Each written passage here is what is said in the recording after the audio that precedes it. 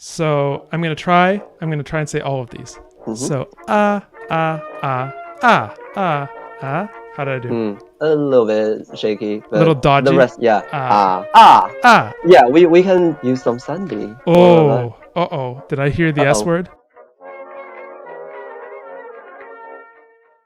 YouTube, welcome back. We have been making a new Conlang that is tentatively entitled Quat for reasons of me making hilarious mistakes and saying Quain's name. Go watch the previous video. Yeah, go watch the previous video if you want to see why. Yes. But we have basically set out the consonant system already. We know what sort of thing we're aiming for. Now we're going to jump back in and we're going to build up a vowel system for our tones to exist on. So over to the side webcam. There we go. I think I might just move my camera over here so that everyone can see the little inspiration segment. Okay, so as a recap, we're making a language. The inspiration is we want it to be a tonal language. We want it to be a tonal language, and we want it to be a tonal language. Specifically, what kind of tonal language? We want contour tones, but relatively simple ones. So one rising tone, one falling tone, and some level tones. We want aspiration, which we've included already.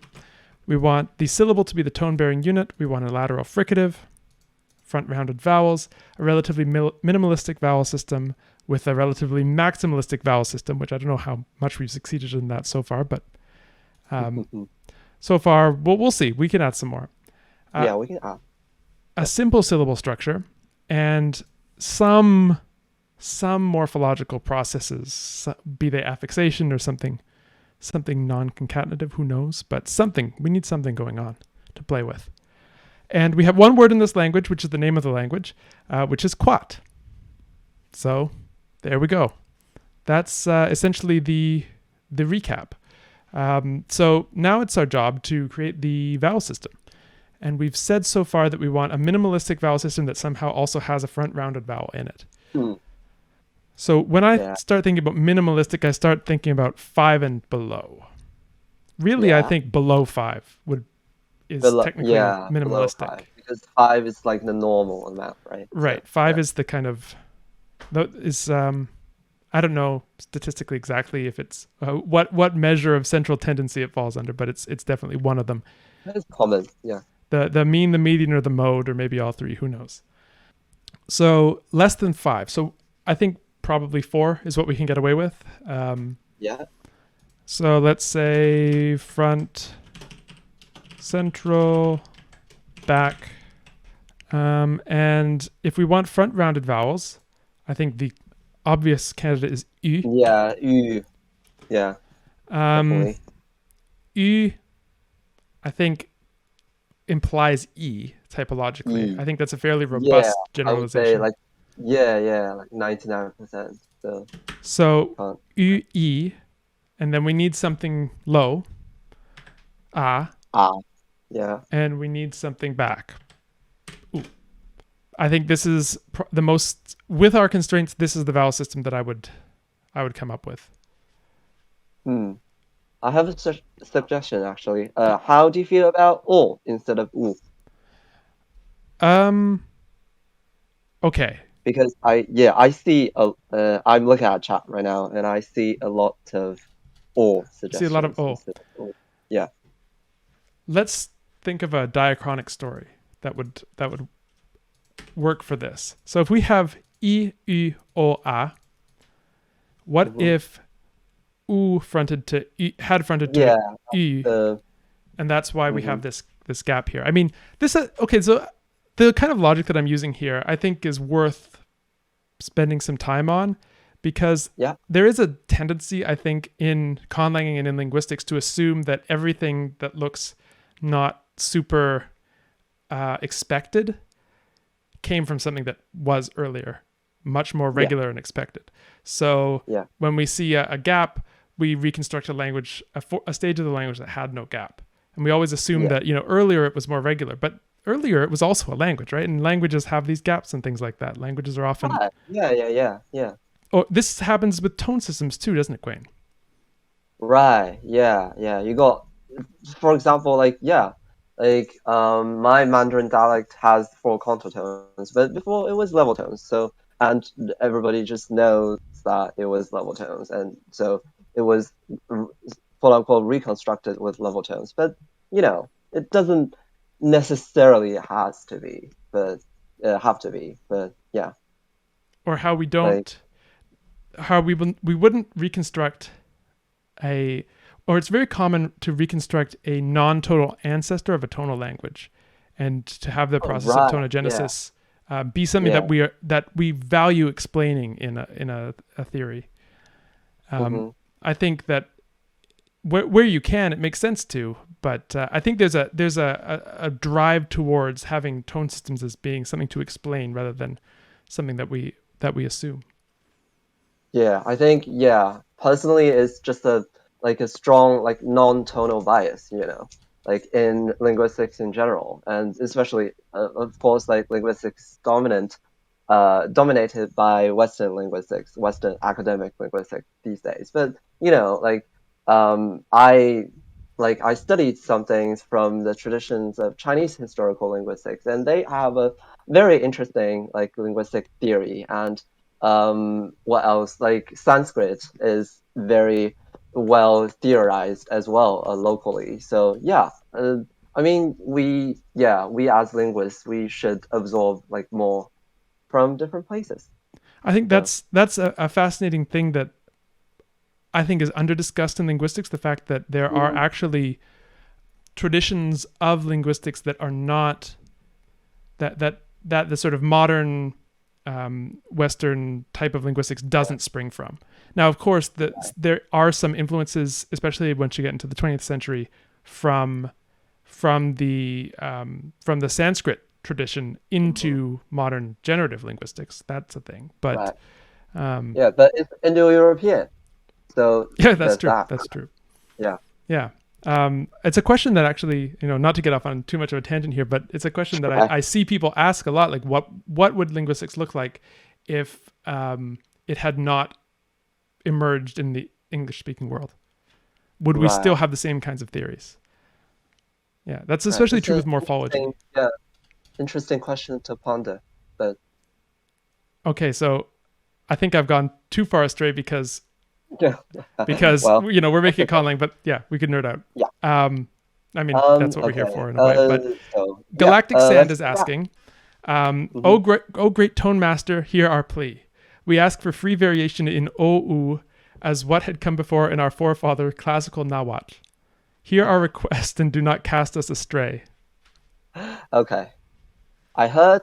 I heard it, and yeah, let's do it. Okay, so we have free variation, or maybe we have variation. I don't know if we want it to be free Yeah. Yeah. Yeah. because we could have it contingent on syllable structure. So in open syllables we have oo, and in closed syllables we have o. That would be something that Hmm. wouldn't shock me at all.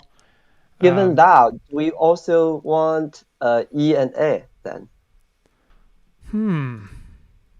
Interesting idea, isn't it? Interesting idea. I almost Yeah. don't. I don't know. Hmm. I like this kind Yeah. of like asymmetry here. It's, Yeah. but I wonder. I wonder. Um, let's let's leave that as a question. So put that down here as a little question mark. Um, okay. Okay. So this is cool. This is a nice vowel system. We have our consonant system. We have our syllable structure to work out. Structure. So so far we have what looks like consonants followed by a consonant followed by maybe an approximant, Hmm. maybe so, I don't know if this is the category we want here. We only have one example, Yeah. but something like wa or ya possibly, and the vowel, and then something at the end, some kind of consonant, whether that's a restricted subset of the whole consonant inventory of the language at the end. It must be. Yeah. It must be. Right. Because yeah, I mean, typologically speaking, it is not very common to have um wait, like in those type of languages, it's not common to have aspirated consonants as codas, as far as I know. So They could there's that. pre-aspirate in the coda. Oh yeah, You know your that fave. Yeah, that's kind of like a far northwest Europe aerial yeah, phenomenon. Scottish Gaelic thing, right? Yeah, Scottish Gaelic and Icelandic as and well. Icelandic. Yeah, yeah. So we have pre-aspiration, but that might, I don't know. Well, maybe not. How would how would these things interact with tone, or would they? They would to some extent, I would say. Yeah, because like I think we explored it like in previous streams as well, like how tones were born, right? So they were usually born with a disappeared consonant, and that got turned into tones, right? So that if that's the case, you got to make sure that some consonants disappear in the first place. So like yeah, that in that way you can't just make every consonant a coda. So that's the logic. Does this also explain the typological correlation that simple syllable structure and tone go hand in hand? More or Because less, yeah. because if you have a tone system, it must have derived from the loss of some earlier contrasts, and so by losing the contrast, the syllable structure becomes simpler, and therefore you get the possibility of having tone. Mm-hmm. I don't know Yeah, if it could be consonant, it could be vowels, it could be something else. Yeah, okay. right. Interesting. So why don't we put then a relatively restrictive set of final consonants, of coda consonants. So we Mm-hmm. have pataka, maybe glottal stop as well. Hmm.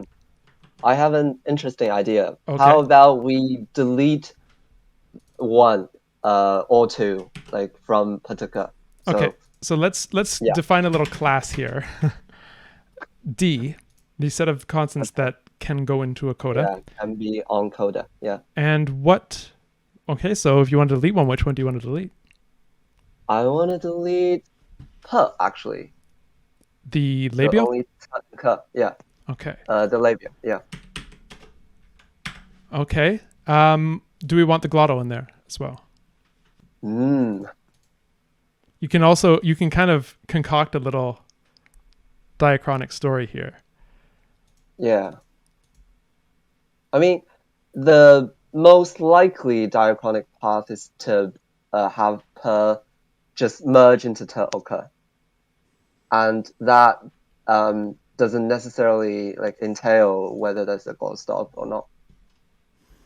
I was thinking if we had a glottal in the coda position, yeah, maybe the gap would be something like the dental. Um, Hmm. Oh, actually, K is like by far the most common to turn into glottal because um the vicinity, the adjacency of positions. so if we did put Put to maybe yeah, that could work. Yeah, and some nasals. yeah, mana. Yeah. Do you want?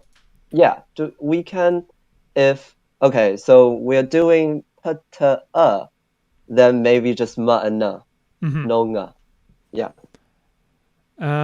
Any fricatives for you in the coda? Hmm. Definitely not ha, right? That's gonna be no. Yeah. So given that the loss of this of S's and H's is such fodder for tonogenesis, maybe we Yeah. don't see those Yeah. in the Her, synchronic. not her, but the I can see Sir, but Sir is yeah a little bit of a stretch because Sir is very easily like lost. Mm-hmm. So yeah, Maybe what about okay? So maybe no fricatives, and then if there are no fricatives, yeah, then I can definitely do no with the la or the. la So yeah, or ra. but yeah, What about what and yeah? either way.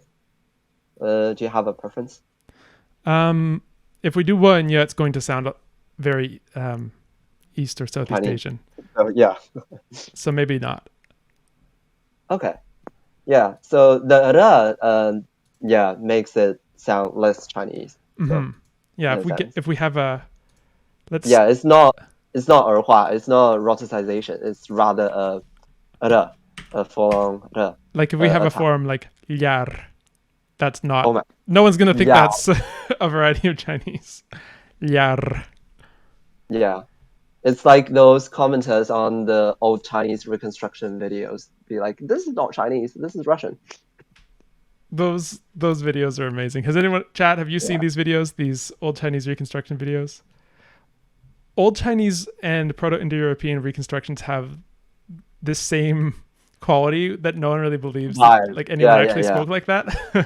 yeah. um, yeah, I don't know why that is. It might be Okay. just I something. saw some. Yeah. Oh, sorry, Go you on. by all means. Sorry. No. I saw some love with. I saw some love for yar. The Yar. word. Yeah. Oh, I have love for yar. Okay. So this is our second word, which is yar. Okay. Um, some tone Yes. on the Okay. back of So it. yeah, Yeah. we've gone a long way without actually making any tones. So I think we should probably do Oh that now. yeah. Yeah. All right. So Okay. tones. Tones. What did we say? We said contour. We have a rising Mm. tone, a falling tone, and some level tones. Yeah. But that's now that I think of it, is that enough? Well, Hmm. why don't we start there and then see where it goes? Yeah. Okay. So let's just make it 3 levels, Oh no, I'm shall gonna we? have to pronounce the mid, aren't I? No, I'm having mercy on you actually to not make it 4. So Okay, so why don't we make some decisions about notation? Because I've put in the HML here, but yeah. would it be better to use a different system? Yeah. So I'm a Chinese linguist, and Chinese linguists usually or in the like just East Southeast Asian like tonal sphere. We generally use a system called 5-degree notation or Zhao Tong systems, named after the Chinese American linguist Zhao Yuanren. So he's a pioneer in Chinese linguistics, and he's a polyglot. Like he speaks so many dialects and languages. But that aside, He's the the one tonal. responsible. Sorry to interrupt. He's the one responsible for Yeah, the yeah. Stone Den poem, the lion eating Oh yeah, poem. the sh, yeah, that Yeah. one. Okay. Yeah. Chat. I don't know if you've seen that. Maybe I'll send. I'll put a link in the description afterwards. Yeah. Yeah. Okay. So So how does the that system that the JAWS system work? yeah, the system that we use is basically very simple. 5 numbers. 1, 2, 3, 4, 5. And 1 is the lowest and 5 is the highest. So if you have a tone like 5 5, it's ah is a higher level, which coincidentally is the Mandarin first tone. So right, yeah. So Right. and 1 1 is just it's a very low level tone. So if I have a 2 4, pronounce it for me. Uh Yeah, more or less. So it's a bit yeah, tough without the sort of I need someone to come in with a tuning visual fork. reference. Like Yeah, okay, da da okay. da So da. Okay, what key are we in? yeah. Okay, I'm actually pulling out the IPA, like the more visual representations as well. So yeah, Yeah, the oh my God. IPA tone representation is not very attractive in my opinion. Yeah, you mean that one or That one, yeah, that one. this one? Okay, yeah, but still, I can ignore it then.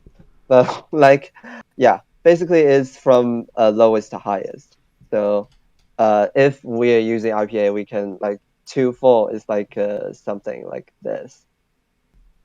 Yeah, so this is 2 4, and you can like somehow visually see like just the pitfall of the IPA system is that the bar on the right?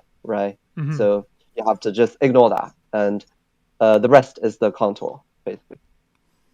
So we have this delightful system, very clear of notating tones. When you have a level tone, you write 2 numbers, Hmm.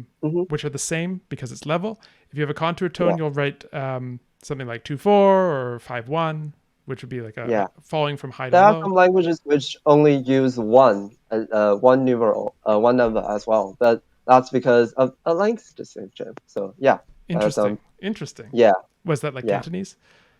yeah, Okay. Cantonese. Cool. And I think, there's a cool typological thing to say about this as well, which is that there's been no language found that distinguishes more than 5 level tones.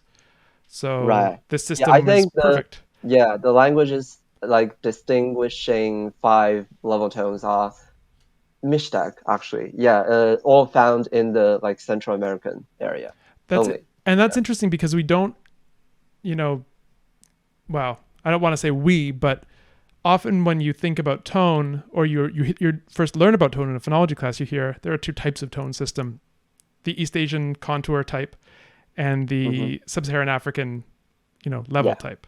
Even though, yeah. there are obviously level tones in East Right. Asia. There are Asterisk. obviously, Yeah, yeah, yeah. asterisk, blah blah blah blah blah, large disclaimer. But that's the gist of what they tell you. Right. But there are tones up in other places too. Okay, cool. So all that aside, we have our notation system. What Hmm. tones are we going to have? So we don't need H's and M's and L's. They can go away. Okay. Grab that. Okay, so what do we need? Do we want a high? What first of all, Yeah. let's start up with the level tones. So what level tones do we need? Okay. We said 3 levels, right? 3 levels. So okay. So 3 levels, the straightforward option would be 5, 3, 3, and 1, 1. So You can kind of think of this as analogous to how languages use the yeah, vowel high, mid, space, low. Yeah, sort of maximizing distinction. Um, right. Yeah, and because you like tone is this relative thing. It's not a strict like you have to reach like how many hertz, right? It's that is within your like comfortable vocal range, like 2 tones. So high maybe a little bit of stretch, the lowest low maybe a little bit of stretch, but like in general it should like stay in your like comfortable vocal range. So yeah, and everyone pronounces it differently. So yeah. Logan's got an interesting comment that languages vary in the distances between level tones. The Mhm. example he gives us Tlingit, which has less than a half step between the only 2 contrasting tones, at least Interesting. according to one Yeah. description. Yeah, interesting stuff. But as a tendency, I think we Yeah. can say that But they like to really explore the tonal space. yeah, actually, I want to respond to that because I'm a musician, and yeah, I actually tested my Mandarin tone like scape, if you know what I mean, and it's about like a fifth to a sixth for those musicians out there. So yeah, Cool. that's usually the range from 5 to 1, basically. Oh, cool. So Fifth or yeah, a that's sixth. very interesting. All right, and then the system that contrasts only a half step between its only two contrastive tones. There, I did it again. Only 2 contrastive tones is really not making much use of that of the range. Yeah. Cool. Okay, Yeah, I'm so actually curious about that. I'm gonna research about that like after stream. But yeah, yeah. let's do things. Um, so yeah, let's just say 5, 5, 3, 3, and 1, 1 for simplicity. Okay. So let's actually, let's put the tones over here because my face is going to block them otherwise. So 5, 5, 3, 3, 1, 1. Okay. Okay, so these are our level tones. I'll just remove this so that we don't get distracted. Yeah. Um, So now we have some more like opportunities or possibilities to have some more varied tones because you can have a high fall and you can have a low fall. So like that's flavors. That's different flavors of falling, and they can be contrasted in many, many languages. so what would be an example? Could you maybe give us an example of the distinction between a high fall and a low fall? Okay, so a high fall. Let's take Hokkien. Shall we? Yeah. So a high fall is ah, and a low fall is ah, And which in a low fall, yeah, sounds like a bit of like a low, like yeah, it's a subtle distinction so to pick up, yeah, with your so yeah. what would be the how would we notate this in our numbering system? Hmm. That distinction. So a high fall, yeah, generally like the Mandarin fourth tone and the Hokkien that high falling tone is noted as 5-1, so just all the way through, right? Ah, And yeah, that's my attempt. ah, Ah. yeah, ah, yeah, like you're scolding someone, ah, just don't, yeah. But like 3-1 is a more subtle, like fall, ah, So would ah. you could compare it to the ah of ah. I Yeah. didn't realize you were such a musician. Ah versus ah. Yeah, ah is like a more tiny version of yeah. Cool. And so is that what the Hokkien is? The distinction Yeah, is it that's 5-1, yeah. 5-1, 3-1? 5-1 and 3-1. It's also noted as like 2-1 or yeah, but basically the same thing. So Cool. a high fall and a low fall. So we know we want a falling tone. We know what we want a rising tone. What are the Hmm. what's the devil's in the details though? What do you propose, Quayne, as our high tone, as our falling tone and our rising tone? Yeah. I feel like okay. Um let's do a test then. So if I say ah versus ah, is that more or less distinguishable than the falling tone examples?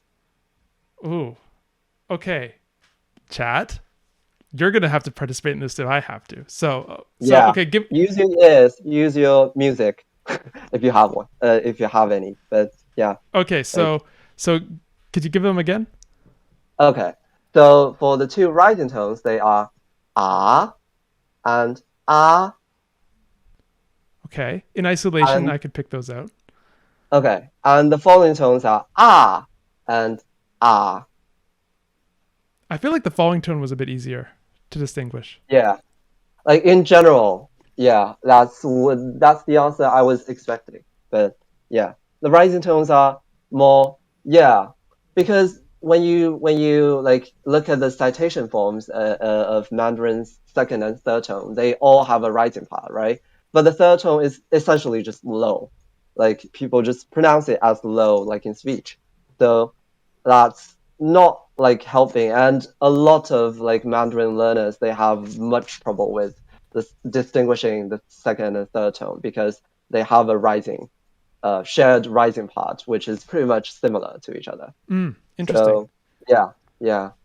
So I personally, yeah, I agree with you that I find falling tones, the high fall versus low fall, more distinguishable than the high rising versus low rising. So what if we took that insight and used it Hmm. to in this language to give us two falling tones and one rising? Yeah, How about that? sounds good. So we have like a Yeah, 5-1, like Hokkien, yeah. 5-1, a 3-1, maybe. 5-1 and 3-1. I saw another suggestion by Logan that 5-3 versus 3-1, which is a bit a bit more difficult, I would say. So 5-3 is like you just stop in the middle, and versus 3-1 You know, it's which interesting. yeah, go ahead. I'm trying to figure out how to formulate this, but in in at least I'll say my variety of English, all of these contours still exist. They're just not given this. They're not made to do the duty of phonemes.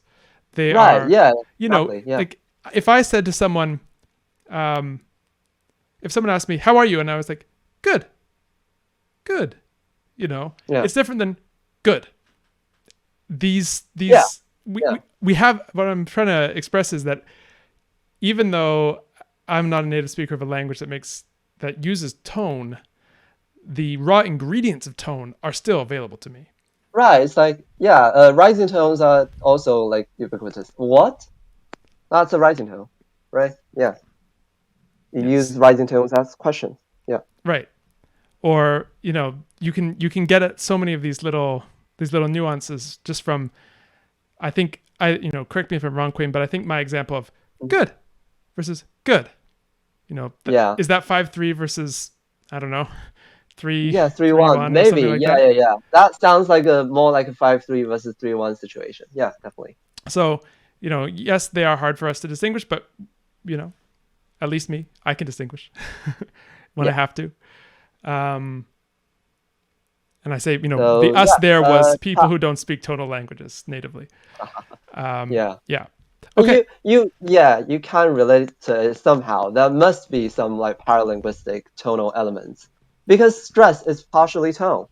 Like, Right. yeah, So I don't that's, know if people know that. But this yeah. gets into the debate about pitch accent a little bit, but All right. you Yeah. know, I think maybe it would be less controversial to say stress is partially pitch.